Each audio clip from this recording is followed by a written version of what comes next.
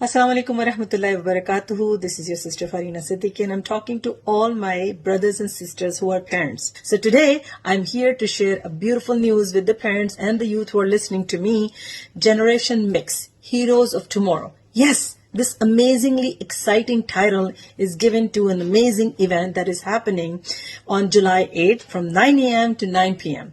at Cooper's Masjid, Banquet Hall, and the Paramount Center.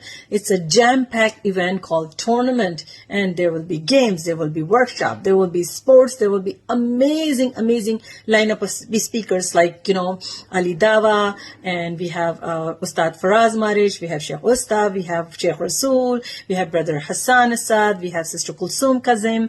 We have so many wonderful speakers that I hold very dearly close to my heart, and you and your kids are supposed to take the benefit of this wonderful initiative. So the link of the registration is in my bio. Take advantage of the early bird prices or go there and take my name and you will get the discounts as well. The link is in the bio. Register your high school youth and above for July 8, 9 a.m. to 9 p.m. for GenMYX. Assalamualaikum warahmatullahi wabarakatuh. See you there because I'm enrolling my kids.